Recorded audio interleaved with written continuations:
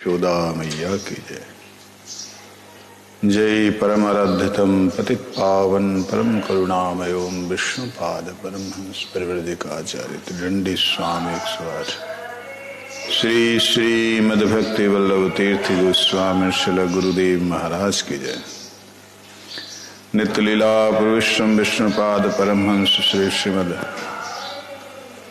भक्ति सिद्धांत सरस्वती गोस्वामी ठाकुर प्रभुपाद की जय। श्री रूपानुगुरु वर्ग वृंद की जय। पंच तत्वात्मक गौर हरि की जय। तुलसी महारानी की जय। भक्ति देवी की जय। भक्त वत्सल नरसिंह भगवान की जय। नामाचार्य हरिदास ठाकुर की जय। समागत भक्त वृंद की जय। गौर प्रेमानंदे हरि हरि।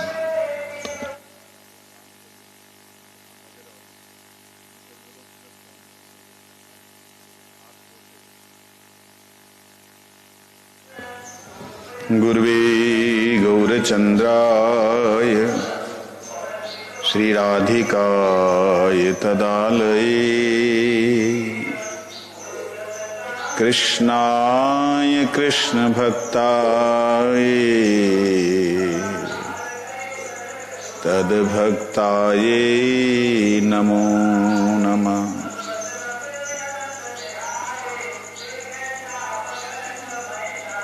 वंशाकल्पतरुभ्यश्च कृपा सिन्धुभ्यैव च पतितानां पावनेभ्यो वैष्णवेभ्यो नमो नमः। नमो महावदन्याय कृष्ण प्रेम प्रदायते कृष्णाय कृष्ण चैतन्य नामिने गौरत्विषे नमः। तप्त कंचन गौरंगी राधे वृंदावनेश्वरी वृषभानुसुते देवी प्रणमामि हरिप्रिये। हे कृष्णा करुणा सिंधु दीनबंधु जगतपते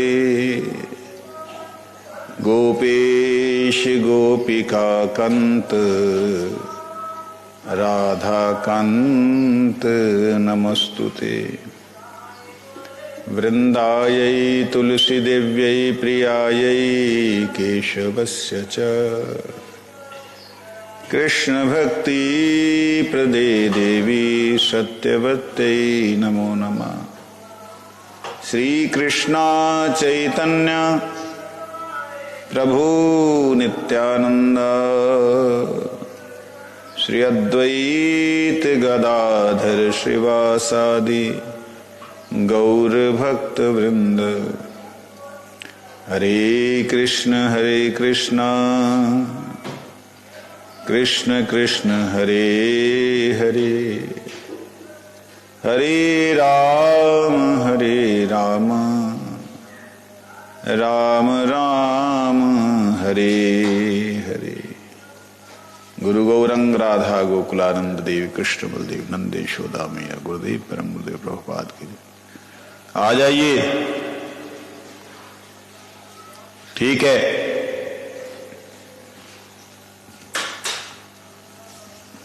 यहाँ हमने कल श्रवण किया था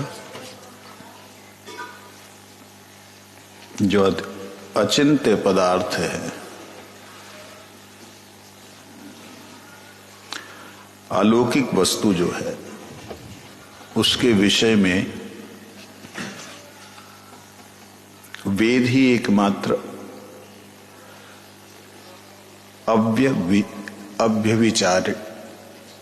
अभ्यविचारी प्रमाण है, जिसमें किसी भी तरह का व्यभिचार नहीं है।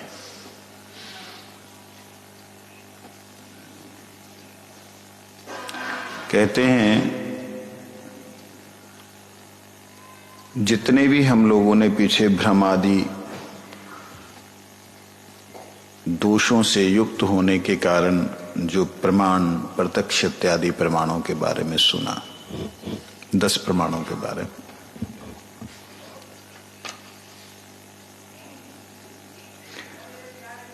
अचिंत स्वभाव युक्त होने के कारण वो सारे के सारे प्रमाण एक दृष्टि से देखा जाए तो असमर्थ हैं। उसका कारण है सर्वातीत, सर्वाश्रय, सर्वाचिंत्य, आश्चर्य स्वभाव वस्तु को जानने के निमित्त अनादि काल से जितने भी लोग आए हैं अपनी परंपरागत, वो समस्त लौकिक अलौकिक ज्ञान का कारण अप्राकृत वांगमय वेद को ही प्रमाण के रूप में स्वीकार करते हैं। जितने भी आए सबने उन्हीं को स्वीकार किया। इसलिए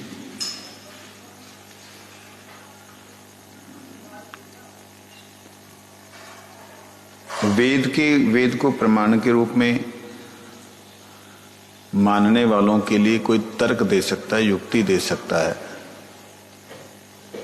क्यों भाई ये हमारे प्रत्यक्ष, हमारे अनुमान, हमारे जो विचार हैं वो सारे के सारे अप्रामाणिक है। तुम वेद जो लिखे वो भी तो शब्द ही हैं, वो भी तो आखिर किसी ने लिखे ही होंगे, तो उसमें भ्रम क्यों नहीं है। ऐसा कई बार बचपन में हमारी आदत थी, कोई कथा सुननी है तो उसकी तय तक पहुंचना शुरू से आदत थी।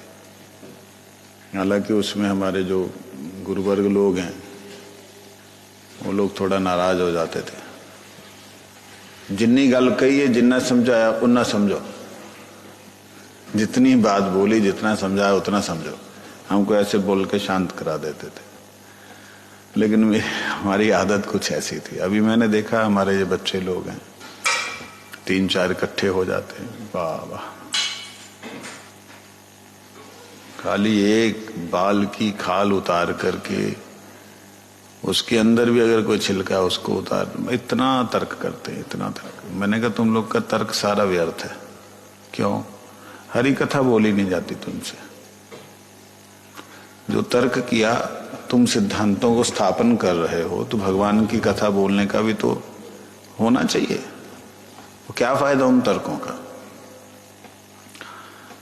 तो उस वक्त जब बात आई प्रमाणों की, प्रमाण जो है शास्त्र प्रमाण है, वेद प्रमाण है, तो मेरे को याद नहीं वो आदमी कौन था। उसने बोला वो भी तो आखिर आदमी थे लिखने वाले।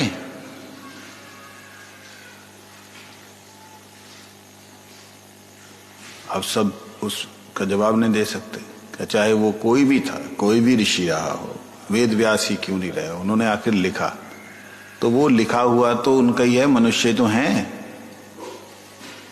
वो तो मनुष्य जगत से ही लिखने वाले थे ना। वेद साक्षात नारायण, पुरुष प्रकृति परा, वेद साक्षात नारायण है, प्रकृति से परे है। कहते अरे कैसे नारायण है, कैसे प्रकृति से परे है? तर्क मतलब यहां तक हम लोग करते थे, और सामने वाले ने किया तो यहां तक के जवाब हम सोचते थे। तो उसमें जवाब दिया, मैंने कहा एक बात ये बताओ, राष्ट्रपति ने कोई डिसीजन लेके, कोई सिद्धांत लेकर के, या किसी विशिष्ट व्यक्ति ने कोई सिद्धांत लेके कोई बात कही, साइन किए और पब्लिक में बतलाया, पब्लिसिटी हुई, ठीक है। लेकिन उसको दिखाने वाला जो मीडिया है,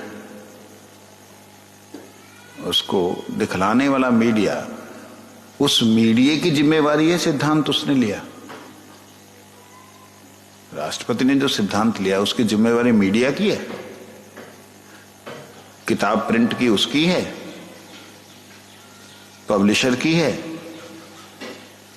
ये तो राष्ट्रपति की है।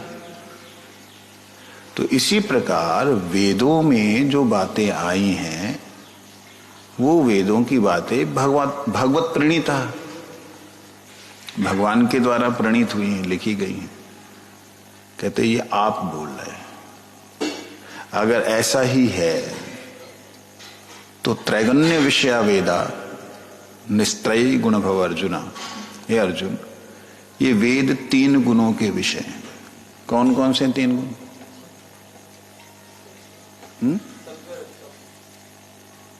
ये 3 गुणों के विषय हैं। तुम निस्त्रयी गुण भव अर्जुना, तो निर्गुण हो जा। इन त्रय गुणों से अतीत, निर्गुण नहीं बोला, निस्त्रय गुण। इन त्रय गुणों से निस्तार प्राप्त कर ले, निश्चित रूप से निकल जा। अब वेदों से अलग बात कह दी कृष्ण ने। वेद प्रमाण के रूप में थे, वेदों को त्रैगुण्य के अंदर बोल दिया। सामने से जब ये वाला प्रश्न आया, क्योंकि यहां एक बात आई है जिसके लिए बात कह रहा हूं। सर्वातीत सर्वाश्रय सर्वाचिंताश्रय स्वभाव आश्चर्य स्वभाव वस्तु विविदितः विविदिशताम प्रमाणम। विविदिशताम प्रमाणम, विविदिशताम मतलब केवल मात्र जो शुद्ध बिना दोष के है वो प्रमाण कौन है? वेद एव अस्माकम, वेद ही निश्चित रूप से। तो उस वेद के विषय में बोलने वाले भी लोग हैं। इवन कि यहां तक कि भगवान कृष्ण ने जब बोल दिया तो बाकियों की बात ही क्या। अच्छा, भगवान कृष्ण ने बोला तो भगवान कृष्ण का विरोध भी हुआ कि आपने वेदों के विरुद्ध कैसे बोल दिया। जो कर्मकांडी लोग हैं, कर्मकांड में वेद पारंगत लोग हैं, वो बोलते हैं कि भगवान कृष्ण ने नास्तिकवाद प्रचार किया, स्वयं की पूजा कर पाने के लिए नास्तिकता का प्रचार किया। अब ये बातों का क्या जवाब दोगे? इसका जवाब है, वेद साक्षात नारायण पुरुषः प्रकृते परा।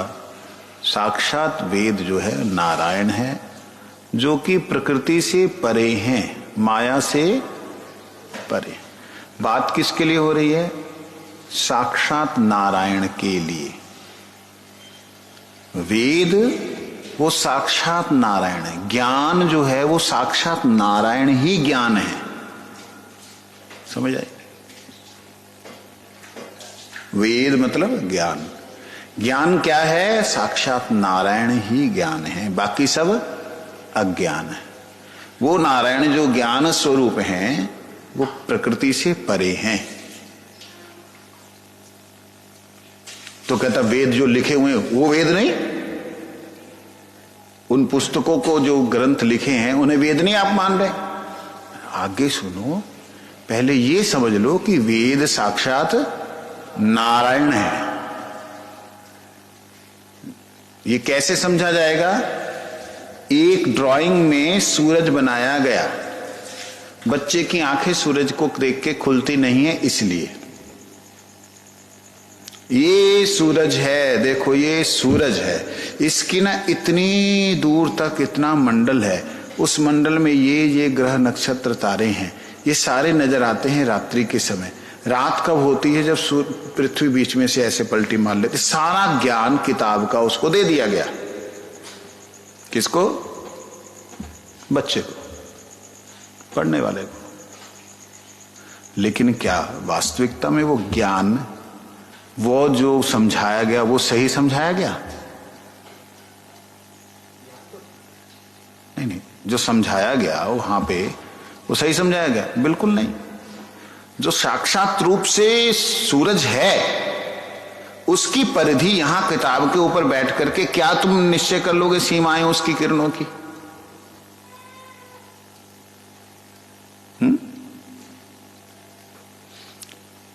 लेकिन जो लिखा गया है उसको लक्ष्य करके लिखा गया, सूरज को लक्ष्य करके लिखा गया, और बड़े बड़े वैज्ञानिकों के सत्य को लिखा गया।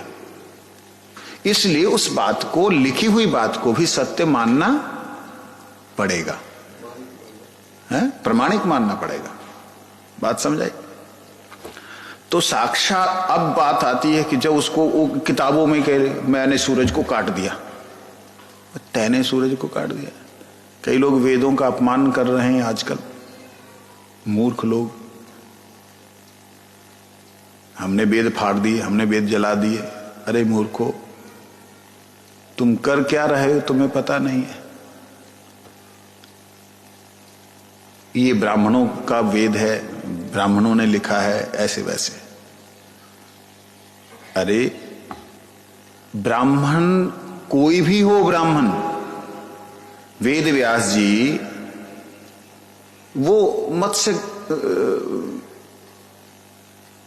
गंधा जिसे कहते हैं उनसे प्रकट हुए, पराशर मत्स्यगंधा से। सूत गोस्वामी दासी पुत्र हैं, नारद गोस्वामी दासी पुत्र हैं, वाल्मीकि जी वो दस्यु थे। हमारे यहां तो कहीं भी परंपराओं में हमारी कहीं भी ब्राह्मणवाद था ही नहीं। ये तो अंग्रेजों ने आकर के ये बीज डाला और तुम लोग उससे पैदा हुए। तो क्यों कहते हैं कि वेदों को ब्राह्मण ही पढ़ सकते हैं, स्त्री शूद्र नहीं पढ़ सकते? क्यों कहते हैं?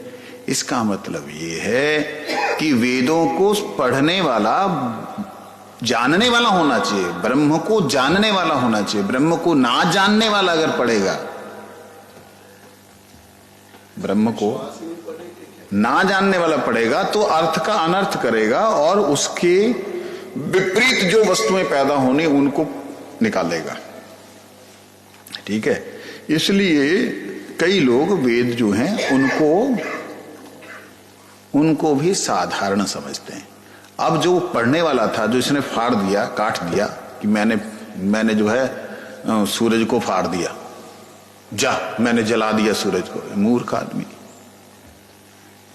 उसके लिए समझाया जाता है तू जो जला रहा है वो कागज जला रहा है। वेद साक्षात नारायण पुरुषः प्रकृते परः। तू जिस सूरज को जला रहा है, काट रहा है, वो सूरज है, सूरज वो है, उसको कहा जाता है वेद साक्षात नारायण। सूर्य साक्षात प्रकाशमान, स्वयं प्रकाश है सूर्य, अचिंत शक्ति संपन्न सूर्य। तब उसको वो दिखाया जाता है। तब मैंने ऐसा जवाब, उस वक्त इतना विस्तीर्ण जवाब नहीं दिया था, उसको जब जवाब दिया कि साक्षात बोलने का मतलब ये, जैसे उदाहरण के लिए तुम्हारा आई कार्ड है, उस वक्त ये आधार उधूर कार्ड नहीं थे, तुम्हारा लाइसेंस है, तब वो भी नहीं होते थे, वोटर आईडी भी नहीं होती थी, वोटर आईडी दिखा के वोटिंग नहीं होती थी। क्या नाम है तुम्हारा? मेरा नाम भगवान दास।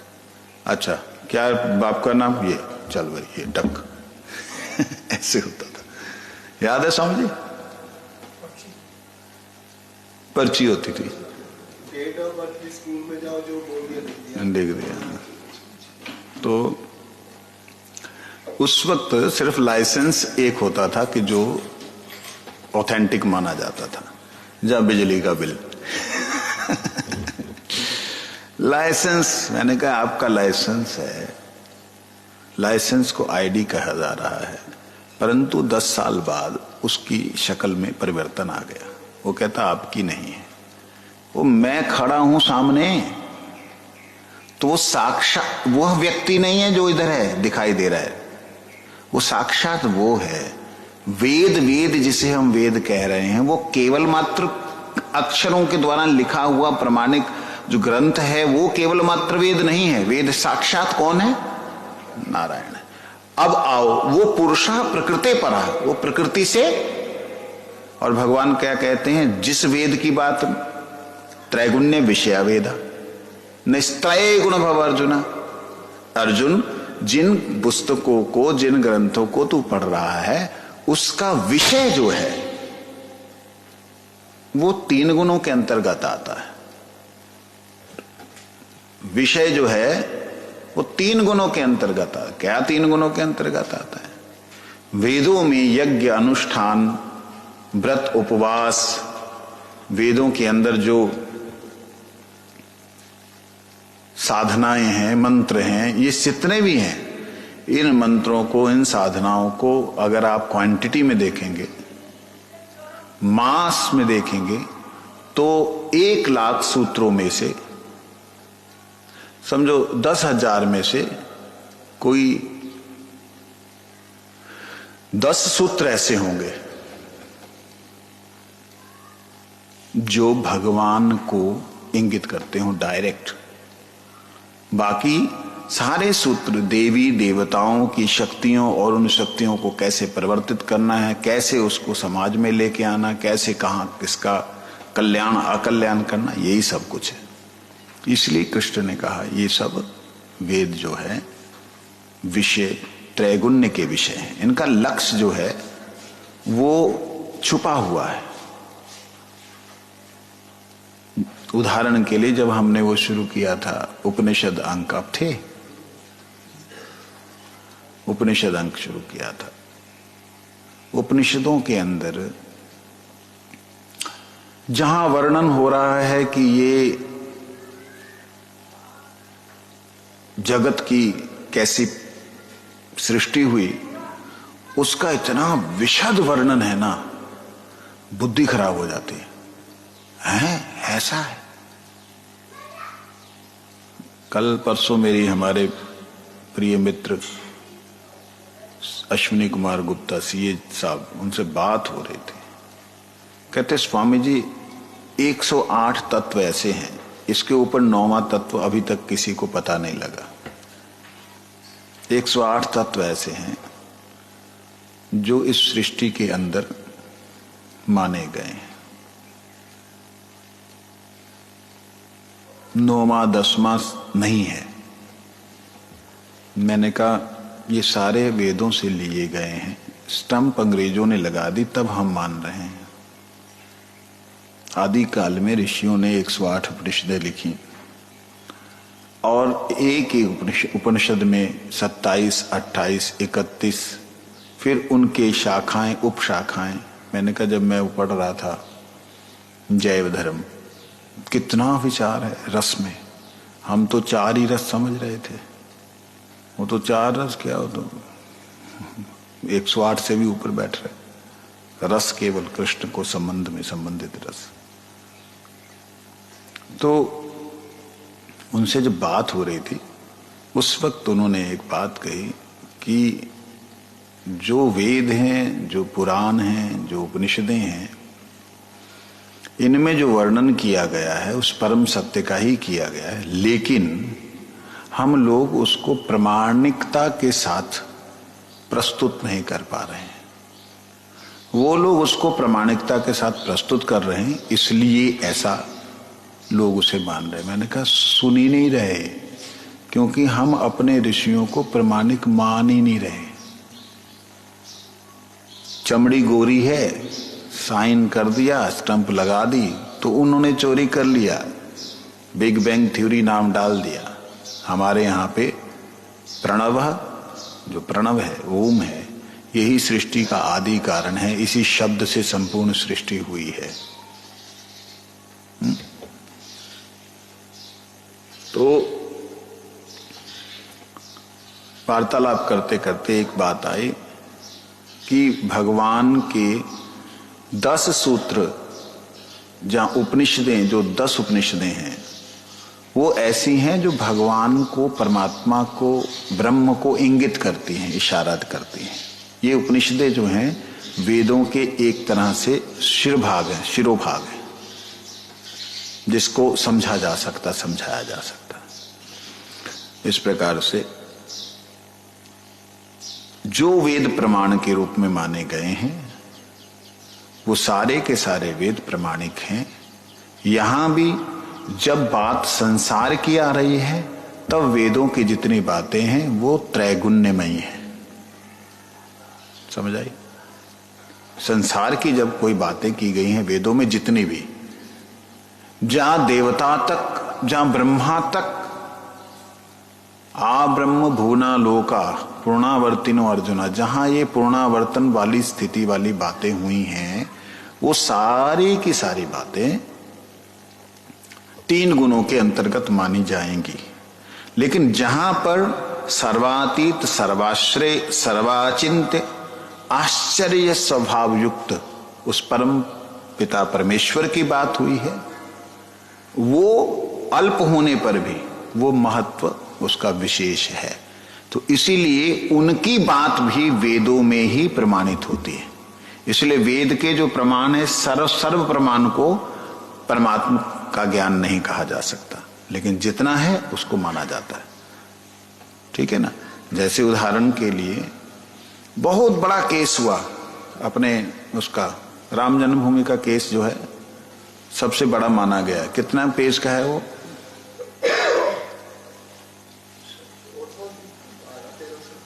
ना 7-8 हजार पेज का, 7-8 हजार पेज का, 7-8 हजार पेज का।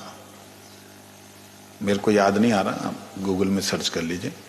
इतना विश्व का सबसे बड़ा केस हुआ। तो इतना बड़ा केस, ठीक है, मेरी समझ में नहीं आया। इतने आर्गुमेंट, हर आदमी का आर्गुमेंट लिखा गया। लेकिन जो निर्णय देने वाला था उसने कितने श्लोक लिखे, कितनी लाइनें लिखी? 10 लाइनें, 20 लाइनें, 50 लाइनें, 1 पेज, 2 पेज, 10 पेज, 50 पेज। वो 50 पेज में या 10 पेज में जो वो लिख रहा है ना, वही वास्तविकता में प्रमाणिकता है। किसकी? इतने प्रमाणों के देने के बावजूद उसकी प्रमाणिकता को प्रमाण सिद्ध माना जाएगा। इसी प्रकार से वेद में बहुत से आर्गुमेंट, बहुत से ऋषियों की बात, सब कुछ उसमें है। अच्छा भी है और बुरे से बुरा भी है। ये शब्द उच्चारण करना उचित नहीं होता है, लेकिन है। जैसे रावण ने जो तपस्या की, रावण ने जिस प्रकार से वो किया, ऐसे ही किसी ऋषि ने जो सम्मोहन किया, किसी ऋषि ने मांस को खाया, किसी ऋषि ने गाय को मारा, किसी ऋषि ने अश्व का वध किया, उनके मांस को खाया। ये भी है। सम्मोहन करके बहुत सी स्त्रियों के साथ दुराचार किया, बहुत सी स्त्रियों ने पुरुषों के सम्मोहन करके, ये सारी बातें हैं उसमें। अब इन सारी बातों के आर्गुमेंट्स के ऊपर बहुत सारे सिद्धांतों के ऊपर जो कंक्लूजन दिया जाता है, वो कंक्लूजन में अलग अलग, चारों वेदों के अलग अलग कंक्लूजन के अंदर परमात्मा को ही निर्दिष्ट किया गया है। तो हमने कौन सा प्रमाण लेना है? देखो, वहां मांस खाने की बात है वेद में, हम मांस खाएंगे नहीं। हमने कौन सा प्रमाण लेना है? हमने सोचना है।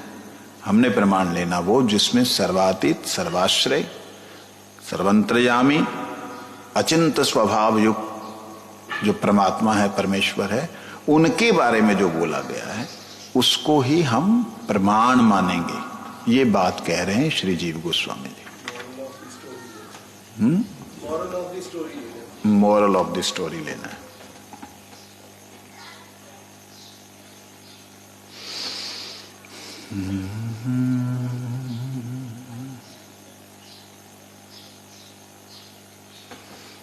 कल शंकराचार्य जी के भाष्य को पढ़ते पढ़ते ना चान्य परम वाक्यम स्वार्थे उपचरितार्थे कर्तु युक्तम उक्तम ही पूर्व मीमांसा सूत्र शबर भाष्य ना विधो परः शब्दार्थ इति ज्येष्ठम जयेष्ठम चाणपेक्षितस्य बाध्यत्वे हेतुर्न बाधकत्वे रजत ज्ञानस्य जयायसः शुक्ति ज्ञानेन कनियसा बाध दर्शनात् तद अनबाधीन तद बाधात्म आत्म मनस्तस्योत उत्पत्तेर अनुपत्ति दर्शितंश तात्विक प्रमाण भावस्य अनपेक्षितत्वं तथा च पारमर्श सूत्रम पूर्वमीमांसा सूत्र मुखमुखमुख पूर्वाय अपूर्वे पूर्व दुर्बलम प्रकृतिवत इति कुमारी। अच्छा, ये कल हमने सुना था। पूर्व अपर्य बलियस्त्वं तत्र नाम प्रतीयते अन्य निरपेक्षणाम यत्र जन्म धियाम भवेत् इति। अत्र सा व्यवहारिकमिति सार्वत्रिकमेव व्यवहारिकमिति ज्ञेयम् क्वचित् उपमर्दस्य दर्शितदेव शास्त्रत्व व्यवहारः दृश्यते चान्यत्र सूर्यादि मंडलस्य सूक्ष्मतायाः प्रत्यक्षीकृतिरप्यनुमानः शब्दाभ्यां बाधितः भवत् इति दूरस्थः वस्तुनस्तदृशतया दृष्टः दृष्टत्वशास्त्र प्रसिद्ध वाच्य तदेव स्थिते श्री वैष्णवास्तवेवं वदन्ति वेदस्य न प्राकृत प्रत्यक्षादि वद विद्या वद विषय मात्रत्वेन यावत देवा विद्या तावत देव तद्व्यवहार सति व्यवहारे प्रामाण्यम चेति मंतव्यम अपौरुषेयत्वान् नित्यत्वात् सर्वमुक्त्यै काल भावेन तद अधिकारिणां संततास्तित्वात् परमेश्वर प्रसादेन परमेश्वर देव विद्या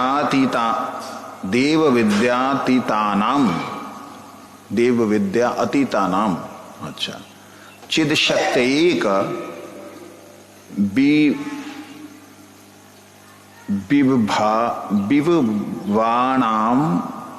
विभवाणाम अच्छा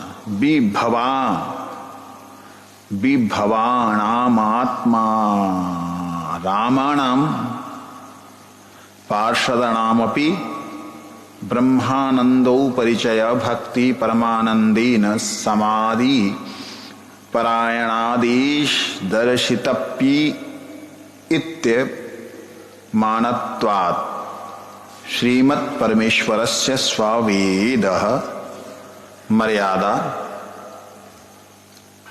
अवलंब्यैव मुहुर सृष्ट्यादि प्रवर्तकत्वांच। वाह वाह, ऐसे ऐसे शब्द हैं लिखे हैं, वेदों के वाक्यों को लिया है, एक एक स्मृति को लिया है, महाभारत को लिया है, तैत्तिरीय उपनिषद को लिया है, छांदोग्य ब्रह्मोपनिषद को लिया है, ये सब का। चलिए अनुवाद में पढ़ते हैं। श्री कृष्ण एवं तद्भक्ति निरूपण में अनुमान का अस्वतंत्र्य तानी ना प्रमाणानि, इसका तात्पर्य ये है कि लौकिक प्रत्यक्षादि श्री भगवान एवं उनका भजन विषयक यथार्थ ज्ञान का साधन नहीं हो सकता। समझ आई?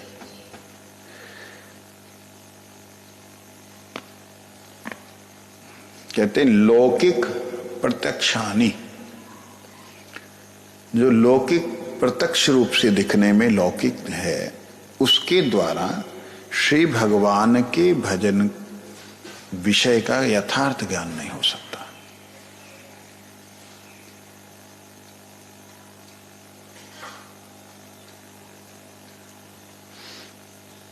प्रत्यक्षादि प्रमाण समूह के मध्य यथा किंचित अनुमान ही ईश्वर साधन योग्यता होने पर भी स्वयं भगवान श्री कृष्ण के रूप और उनका भजन निरूपण की योग्यता नहीं है।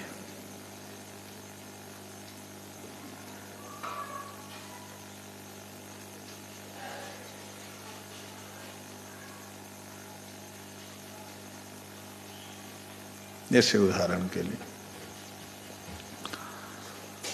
जो लौकिक प्रत्यक्ष बोलने का मतलब हम लोग इन आंखों से देखते हैं जो प्रत्यक्ष में, और जो हम आंखों से देखते हैं प्रत्यक्ष में कोई भी वस्तु जो भगवान से भी संबंधित है, जैसे तुलसी जी भगवान से भी संबंधित है, तुलसी महारानी डायरेक्टली। जब भगवान का श्री विग्रह ठाकुर जी कहते हैं उनके विषय का, उनके भजन का यथार्थ ज्ञान प्रत्यक्ष आदि स्पर्श करने पर, प्रत्यक्ष आदि से साधन नहीं हो सकता। साक्षात राधा रमन जी को ले लीजिए, शालिग्राम से प्रकट हुई। उन्हीं राधा रमन को पकड़ने के लिए, हाथों से छूने के लिए गोपाल भट्ट गोस्वामी जी का तरीका और हम लोगों का तरीका, मतलब जो लोग आज के डेट में सेवा कर रहे हैं, जमीन आसमान का अंतर। जो गोपाल भट्ट गोस्वामी जी के सामने प्रकट हुए, गोपाल भट्ट गोस्वामी जी की जो सेवा परिपाटी है वो हमें दिखने में कैसी लग रही है, इसमें जमीन आसमान का अंतर। क्योंकि मैं एक जगह गया, वहां ठाकुर जी का सुंदर श्रृंगार हो रखा, मतलब श्रृंगार ही देखता रह जाए आदमी, इतना सुंदर श्रृंगार। मेरे को बड़ा दुख हुआ श्रृंगार देख के। लोग सो ब्यूटीफुल, ओह, मैं सब फोटो ले रहे हैं, मेरे बड़ा दुख हुआ।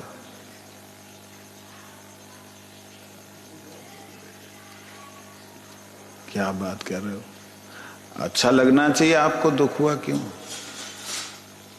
भगवान जी की पगड़ी है, उनमें जो फूल लगाए हुए हैं, जो भी आर्टिफिशियल भी है ओरिजिनल भी है, उन फूलों में पिन लगाई हुई लंबी लंबी। वो पिन ऐसे ऐसे ऐसे ऐसे ऐसे ऐसे ऐसे पिन्स के द्वारा पगड़ी है। भगवान का एक लड़ इधर लटक रहा है, 10 धागे से बांधा, नजर ना आए धागा, ट्रांसपेरेंट, इधर इधर। भगवान की स्वतंत्रता कहाँ है वहां कि भगवान हैं, भगवान जा सकते हैं, भगवान किसी से मिल सकते हैं। ये तो एक व्यक्ति को बांध दिया गया। तो ये जो प्रत्यक्ष आदि, लौकिक प्रत्यक्ष आदि जो दिखलाई दे रहा है, वो वास्तविकता में भगवान के भजन विषयक यथार्थ ज्ञान साधन नहीं है। समझ आई? भगवान के भजन मतलब सेवा, सेवा भगवान की सेवा के विषय का यथार्थ ज्ञान नहीं है। भगवान को सुख कैसे होगा, ये बात देखने वाली है। मैं एक बार श्रृंगार, मेरा श्रृंगार करते हुए ध्यान रहता था हमेशा। चंडीगढ़ मठ में चैतन्य महाप्रभु के ऊपर जो है ना चुटिया नहीं है, तो श्रृंगार कर रहा था, तो मैंने चैतन्य महाप्रभु को सन्यास वेश जो है लाल कपड़े डाल के हाथ में ऐसे दंड इधर पकड़ा दिया, ऐसे करके सन्यास वेश। हमारे भक्ति प्रसाद पुरी महाराज जी, हमारे गुरुदेव के गुरु भाई, अच्छा सभी लोग बड़े प्रसन्न हुए, वाह श्री कृष्ण चैतन्य महाप्रभु, वाह वाह वाह। उन्होंने देखा, उत्सव चल रहा था, देखा, बुलाया, किसने किया श्रृंगार? मैं कहा मैंने किया। दुष्ट, कान पकड़ा मेरा, मैंने कहा यार कमाल है। मैं थोड़ा सा जैसे तू बोल देता ना पक करके, उचित नहीं होता है सब जगह। तो मैंने बोला इसमें क्या हो गया, नीचे उतर। हालांकि गुरुजी ने भी देखा, गुरुजी ने कुछ नहीं बोला। पता है इस रूप को देख करके, महाप्रभु के सन्यास को देख करके नवद्वीप धाम वासियों का हृदय कैसे फट जाता है। हम गौर सुंदर के उपासक हैं। मैं कहा क्यों श्री कृष्ण चैतन्य बोलते हो फिर? मैं तो ऐसे ही। लेकिन जो उन्होंने बोला मैंने उनकी बात को रखा। मैं कहते कि ये स्वरूप देख करके नवद्वीप धाम वासी जो भक्त हैं उनका हृदय विदीर्ण हो जाता है। इसलिए कुंतल भगवान के घुंघराले केश, उनके साथ में महाप्रभु हमारे बीच में है, नृत्य कर रहे हैं। स्वयं जो है एकांत में भगवान का स्मरण करके राधा रानी के भाव में दुखी हो रहे हैं, उस रूप को भक्त नहीं देख सकते। इसलिए ये नहीं करना। मैं गया, मैंने कहा ठीक है 15 मिनट बाद फिर तुझे आ जाइयो। खैर आधे घंटे में फिर दोबारा से श्रृंगार किया। मैंने उस वक्त शायद गुरु महाराज जी से, मेरे को जहां तक ध्यान है, बात की, पूछा तो गुरु जी हंस पड़े, जवाब नहीं दिया गुरु जी ने। मेरे को जहां तक याद है मैंने बात की थी, महाराज जी ऐसे ऐसे श्रृंगार किया, क्या गलत था? महाराज जी ने ऐसे ऐसे बोला, गुरु जी हंसने लगे। अब क्या बोले, सही ना बोले, सही नहीं था तो मेरे को दुख ना हो क्योंकि मैंने भी भाव से ही किया। तो कहने का अभिप्राय,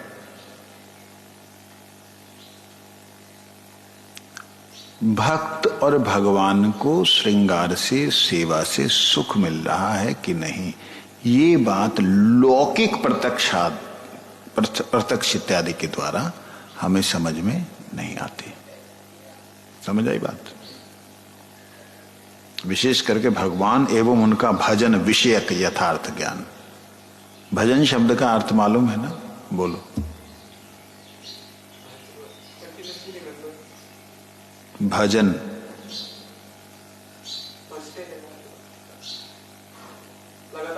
नहीं मालूम तो बोल देना नहीं मालूम।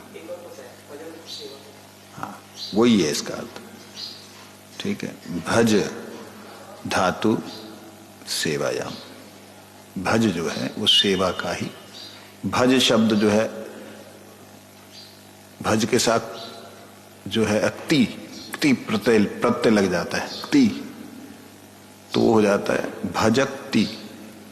मतलब भज किसके लिए? तृप्ति के लिए। किसकी तृप्ति के लिए? उनकी या स्वयं की। भज ना, भजन का मतलब होता है भज उनके आनंद के लिए। जिस सेवा से आनंद हो उसे भजन कहते हैं। ठीक है। भक्ति भजन ये बात। तो भज धातु सेवायाम न प्रत्यय आनंददायका। भगवान की सेवा से भगवान को आनंद मिल रहा है कि नहीं, मैंने जो भगवत सेवा की है उससे मेरे गुरुजनों को, भक्तों को, वैष्णवों को, शुद्ध भक्तों को आनंद मिल रहा है कि नहीं, ये दर्शन जो है प्रत्यक्ष आदि देखने से नहीं मिलेगा। प्रत्यक्ष जो देख रहे हैं, बड़े सुंदर ठाकुर जी को टांगा हुआ है और कीले जो मतलब पिनें घुसाई हुई इधर उधर। अरे सेफ्टी पिन लगाओ ना। वो क्या उसको पेपर पिन बोलते हैं जो सीधी वाली होती है, बिना सेफ्टी के। सेफ्टी पिन यूज करो। नहीं, वो सेफ्टी पिन ना फूल के साथ जाती नहीं। तो ये तो तुमने बेचारे एक जीसस ने जो है कष्ट सहा था, तो तुमने तो भगवान ऐसे लग रहा है भगवान उसका प्रतिकार कर रहे हो, प्रति दे रहे हो कि भाई तुमने मेरे लिए ऐसा किया, मैं तेरे लिए हमेशा सस्ता हूं गलत है। तो इसलिए यहां कहते हैं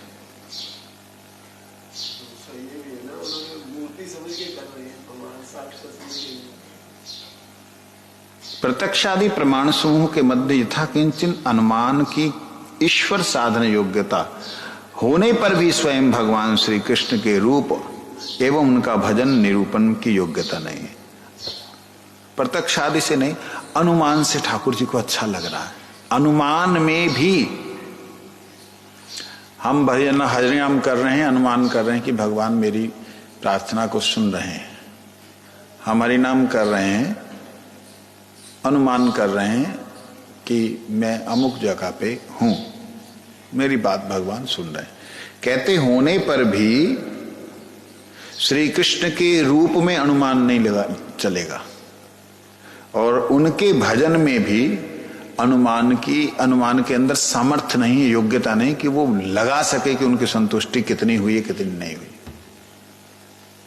तो यहां पे मूल रूप से बात समझने की, जो जो हमने सुना है ना, प्रत्यक्ष, अनुमान, प्रमाण, ये जितने अनुमान इत्यादि जो 10 हमने सुने, उनका निराकरण कर रहे हैं कि भगवान के बारे में इन लोगों का, इन सब प्रमाणों का सामर्थ्य नहीं है। ये बात को स्थापित करने के लिए ये बातें बोली जा रही हैं। आज मैं संध्या वंदन तिलक लगा रहा था जब, तब मन में आया कि लोग बोर हो रहे होंगे इन सब सिद्धांतों को सुन करके। कोई मजबूरी में ऑन करके हरे कृष्णा डाल के अपने काम कर रहा होगा क्योंकि सुनना भी इसको बड़ा कठिन है। जैसे क्लासिकल म्यूजिक जो है ना, हर किसी की समझ में नहीं आता है।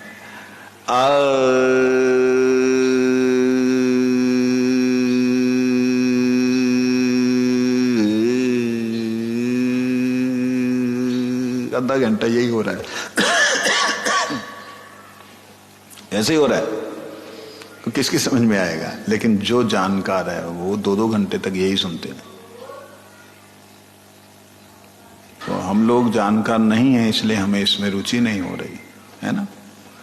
लेकिन जो संस्कृत के जानकार हैं, जो तत्व के जानकार हैं, उन्हें लगता है कि अरे यहां तक की बात बोल दी ये बात।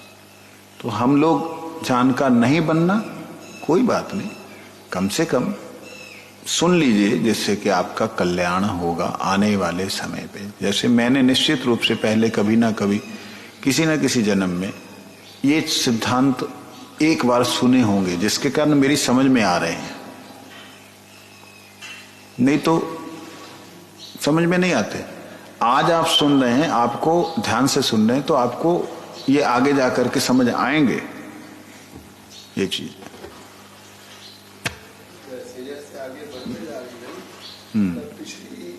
अच्छा लगता है कि वो पता लगा तो देखा जाता है ये बात होगी। बिल्कुल। किंतु कहते अनुमान यदि वेदानुगत होता है, अनुमान कर रहे हैं लेकिन अगर वेदानुगत होता है, परमात्मा के अनुगत होता है,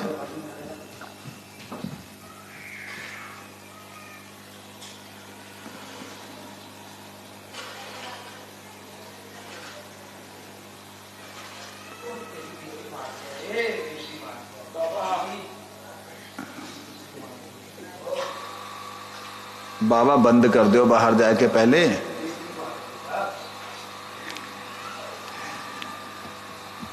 हवा ले ले जब आके बाद करेगा।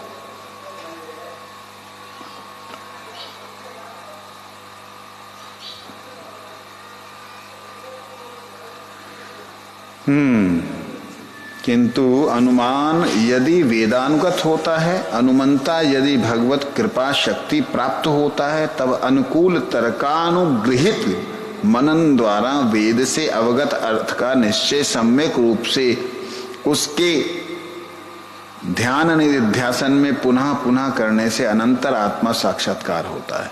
ये कल हमने श्रवण किया था, दोबारा से एक ही पैरा है ये, मैं बोलूं चलो आनंद लेने के लिए बोलते, एक पैरा है। प्रत्यक्षादि प्रमाण समूह के मध्य में यथा किंचित अनुमान की ईश्वर साधन योग्यता होने पर भी स्वयं भगवान श्री कृष्ण के रूप और उनका भजन निरूपण करने की योग्यता नहीं है। किंतु अनुमान यदि वेदानुगत होता है और अनुमंता यदि भगवान शक्ति प्राप्त होता है, तब अनुकूल तर्कानुगृहित मनन वेद से अवगत अर्थ का निश्चय सम्यक रूप से करके उसका ध्यान निधिध्यासन पुनः पुनः करने के अनंतर आत्म साक्षात्कार होता है। एक पैरा, इसको ध्यान से सुनिए, समझिए। श्रुति कहती है आत्मा व अरे द्रष्टव्य श्रोतव्यो मंतव्यो निधिध्यासतव्य।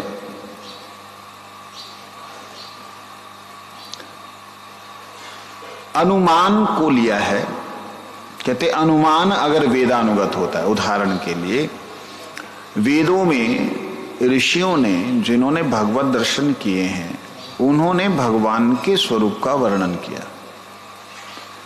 कृष्ण मुरलीधर, त्रिभंग भंगिमा, नेत्र तिरछे, अमुक तमुक, भगवान की नाक जो है तोते की तरह थोड़ी नोकीली है, भगवान के होंठ जो है ऐसे बंद कमल की पंखुड़ियों की तरह है, बंद ऐसे कमल की जो पंखुड़ियां बंद होती हैं उनकी तरह है, भगवान के नेत्र कमल के विस्फाटित पत्रों की तरह ऐसे करके है, वे ऐसे करके जो भगवान के कान हैं, इनका वर्णन जो किया है अंग प्रत्यंगों का, तो वो देख तो नहीं सकता जी, लेकिन उसका अनुमान करके अगर वह चित्र का या श्री विग्रह का निर्माण करता है तो कहते वेदानुगत होने के नाते जो अनुमंता है, अनुमान करने वाला है, भगवत शक्ति अगर प्राप्त, कृपा शक्ति अगर भगवत कृपा शक्ति प्राप्त करता है तब धीरे धीरे, अब ध्यान दीजिएगा, कृपा शक्ति प्राप्त होने से काम हो गया नहीं, तब भी अनुकूल तर्कानुगृहित, तब भी वो अनुकूल तर्क के अनुग्रहित होकर के वेदों का मनन करता है, पुनः पुनः निधिध्यासन करता है, तब उसको आत्म साक्षात्कार होता है। आत्म साक्षात्कार तक की बात आई है, भगवत साक्षात्कार की बात छोड़ दीजिए। अभी इतनी बात, कितनी बड़ी बात है, ये बात को अगर हम लोग विचार करें बहुत बड़ी बात है। आज के समय में लोग जो हैं कृष्ण को एक कामी पुरुष और गोपियों को कामुक स्त्रियां समझते हुए स्वयं आपस में जो संबंध बनाते हैं उसको जो है कृष्ण प्रेम बोल करके बोल रहे हैं। मैं गोपी, हाय रहने दो आप, हाँ श्याम सुंदर, लड़का छेड़ रहा है और लड़का ही बना हुआ है गोपी, रहने दो श्याम सुंदर, और नाटक बन रहे हैं कैसे उल्टे सीधे हैं, जो भी है, मतलब नाटक बन रहे हैं। तो ये जो कुकर्म किए जा रहे हैं उनको भगवत लीला बोल करके भगवान की निंदा ही हो रही है। इसीलिए ये किसको अनुभव होगा, आत्म साक्षात्कार किसे होगा।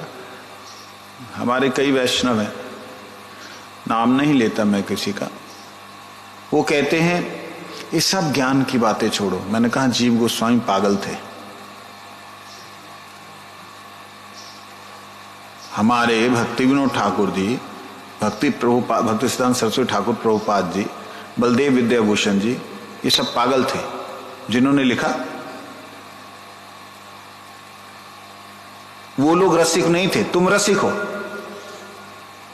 एक ने बोला देखो हम जो है ना, हमारा तो बस महाप्रभु ने जो दे दिया चरमोत्कृष्ट रस, प्रेम रस, वही हमारा साध्य है, वही हमारा साधन है। मैंने कहा हाँ है, तो क्या प्रॉब्लम है, आप गायों के चक्कर में पड़ेगा, गायों की सेवा। मैं थोड़ा सा एक्टिव था, मैंने कहा गाय को निकाल दो, गो को निकाल दो, ना तो तुम्हारा गोपाल होगा, पाल ही पाल बोलना, गो को मत बोलना।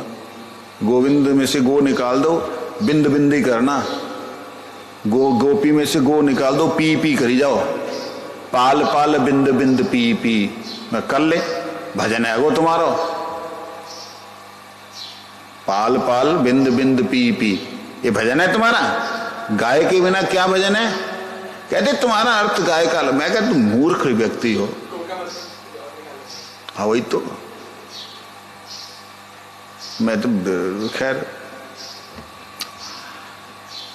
कहने का अभिप्राय इस प्रकार से ये मनोमुख होकर के भगवान के प्रेम का अनुमान जो करते हैं, वो अनुमान भगवान के भक्ति का, भजन का, भगवान का, वो कपोल कल्पित होने के नाते दुष्ट मत है। जो वेदानुगत है, जो भगवान की प्रसन्नता के उद्देश्य से किया जा रहा है, उसका निधिध्यासन पुनः पुनः करने से मालूम पड़ता है। जब मैंने उनसे प्रश्न किया, अच्छा आप तो कृष्ण प्रेम के एकदम चरमोत्कृष्ट गोपी भाव में भावित हो गए, अच्छा बताना जरा जीव का स्वरूप क्या है,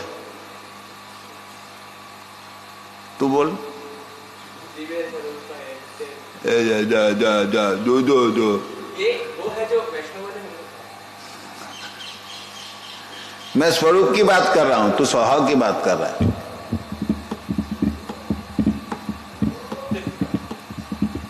क्या है चित्कर्म? कॉन्शियस पार्टिकल है ना, कैसा है? स्वरूप की बात कर रहा हूं। क्या है, कैसा है?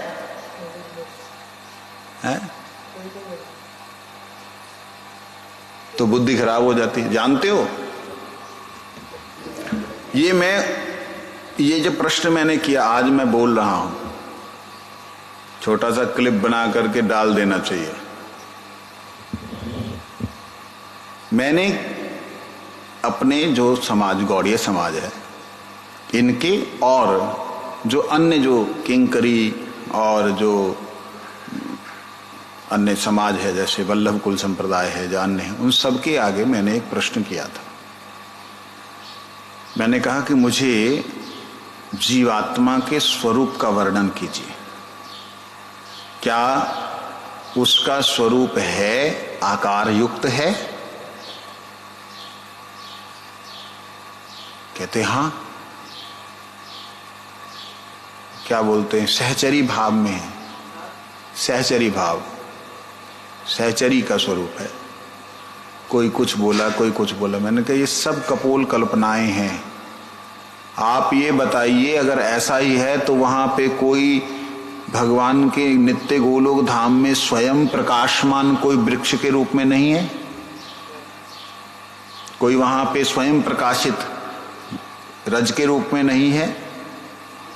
इतना सब कुछ वहां पे वैभव है, केवल वहां पे गोपियां ही हैं। क्या बैठे हो, कहां बैठे हो? स्वरूप बताओ। अनुभव है तो बताओ, नहीं अनुभव है तो जो वेद प्रतिपाद्य है उसे बोलो। जब उसको बोलोगी तब इस पता लगेगा कि भगवान की भक्ति जो है भगवान के द्वारा ही निर्णित होती है।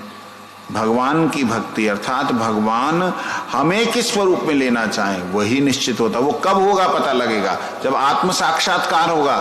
आपको अपना साक्षात्कार तो हुआ नहीं, परमात्मा का रूप दर्शन कर लिया आपने। कैसे कर लिया भाई? स्वयं का रूप का अनुभव नहीं हुआ।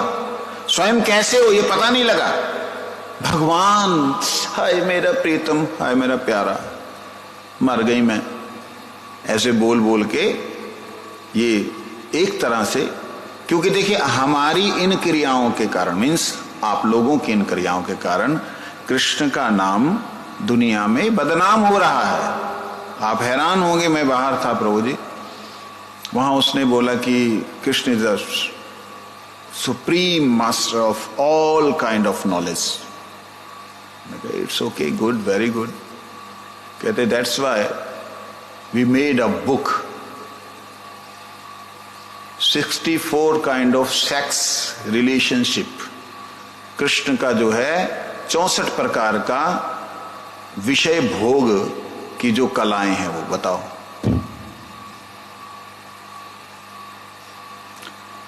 मतलब इस तरीके से उन लोगों के सामने प्रेजेंट हुए श्री कृष्ण। 64 कलाओं का अर्थ भी जानते हैं।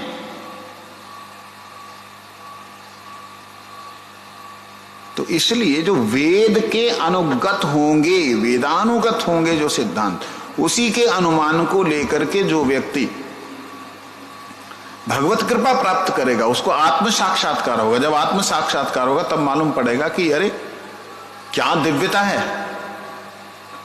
मैंने जब ये प्रश्न किया तो जो वहां वर्तमान में उस वक्त आचार्य लोग थे, इंग्लैंड में कहीं मीटिंग में थे हम लोग, कहते कमाल है, इसके बारे में तो आपके गुरुजी ने बोला। मैंने कहा ना, गुरुजी ने नहीं बोला है। गुरुजी ने आपके बोला जीव के स्वरूप के बारे में। उन्होंने ग्रंथ निकाल दिया एक जीव के स्वरूप के ऊपर। मैंने देखा उसमें एक भी लाइन वो नहीं है जो मैं बोलना चाह रहा हूं या मैं सुनना चाह रहा हूं। एक भी लाइन नहीं। और ये लोग कृष्ण प्रेम की बातें कर रहे हैं, कृष्ण प्रेम को एक स्त्री और पुरुष के संबंध को संबंधित समझ रहे हैं।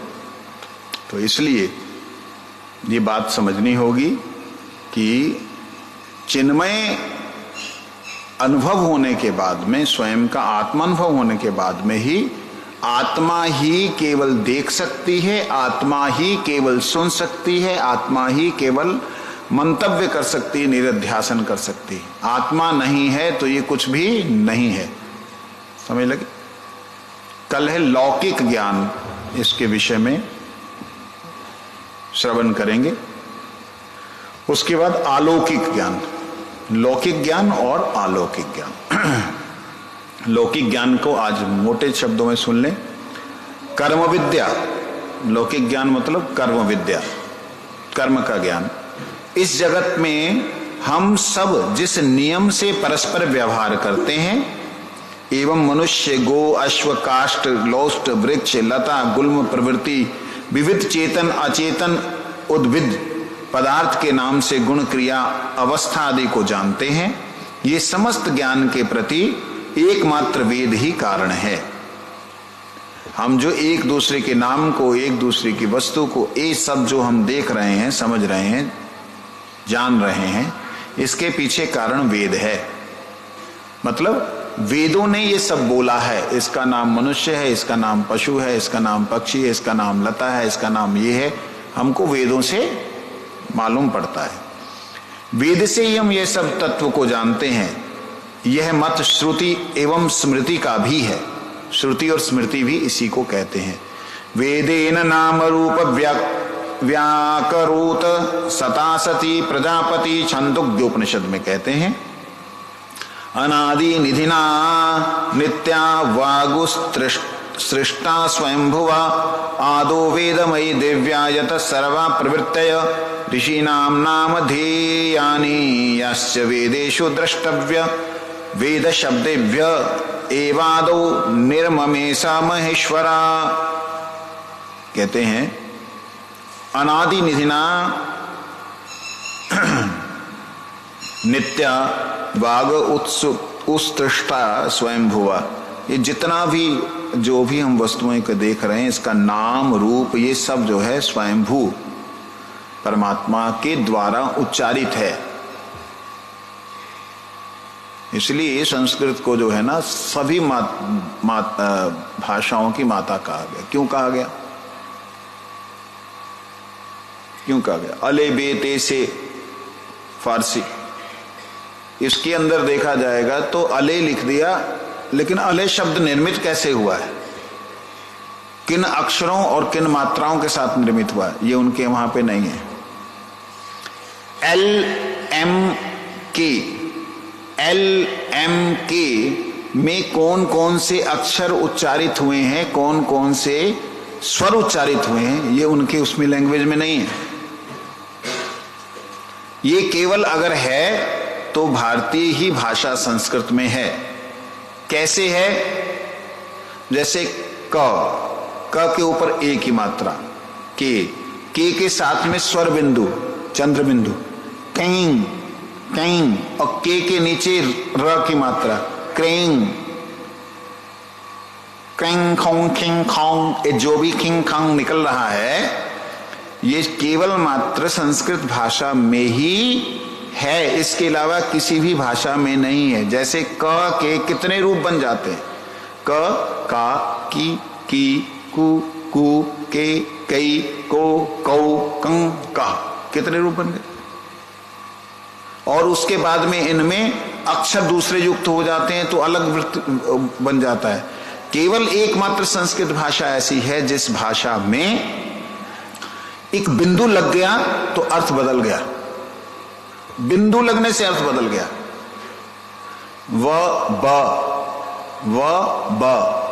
ब बोलने से अलग हो गया, व बोलने से अलग हो गया। उसके स्वर में, उसके उच्चारण में, दोनों में अंतर है, लेकिन उसके दोनों व और ब में तो पेट कटा ब होता है और व होता है। व और ब के अंदर जो भेद है, वे तथाकथित ये जो मूर्ख लोग हैं वो नहीं जानते। कवि कवि में पेट कटा व नहीं है, और पेट कटा व कबीर में है, कबीर। ये कबीरपंथी लोग आजकल कबीर को कहते हैं कि वेदों में इनका नाम है कबीर, है ना, वह कवि अनुशासितारम कविम पुराणम अनुशासितारम, उसमें कविम पुराणम, परमात्मा जो है वो आदि कवि है, वो पुराण है, वो पुरुष है, वो मतलब वहां पे कवि शब्द का प्रयोग परमात्मा के लिए किया गया, ठीक है, सर्वज्ञ के लिए किया गया। इन्होंने उस कवि को कवि बना दिया। बुद्धि नहीं है। संस्कृत में अ आ ई छोड़ दीजिए, नीचे हलंत लग गया तब भी अक्षर आधा हो जाएगा। क नहीं बोला जाएगा, क इतना ही बोला जाएगा, क क्या, हाँ, जैसे का, अब वही क्या, और वही क्या को अगर आप कया बोलेंगे तो कया से तो बिल्कुल काया ही परिवर्तित हो गई। तो कहने का अभिप्राय, हमको जो इस संसार में संबंध या वस्तुएं या उनके बारे में ज्ञान हुआ है वो कहां से हुआ है? वेदों से हुआ है। ब्रह्मा अथवा स्वयंभू मनु इत्यादि के द्वारा वह हमारे को पता लगा है। क्या तो आदो वेदमयी दिव्या यथा सर्वा प्रवृत्तया, वो जो सब कुछ है उन्हीं से आया है। ये है लौकिक ज्ञान। और अलौकिक ज्ञान के विषय में जो कहते हैं वो हम कल को श्रवण करेंगे। ब्रह्म विद्या, अलौकिक ज्ञान, ब्रह्म विद्या अथवा ब्रह्म ज्ञान, इसका ज्ञान भी वेद से ही होता है। लौकिक का भी उसी से हुआ और अलौकिक का। वेदस्य सर्वे अहमेव वेद्य, गीता। वेदों में, सभी वेदों में मैं ही वेद्य विषय हूं, मैं ही जानने योग्य हूं, भगवान कृष्ण कहते हैं। कल श्रवण करेंगे। पंच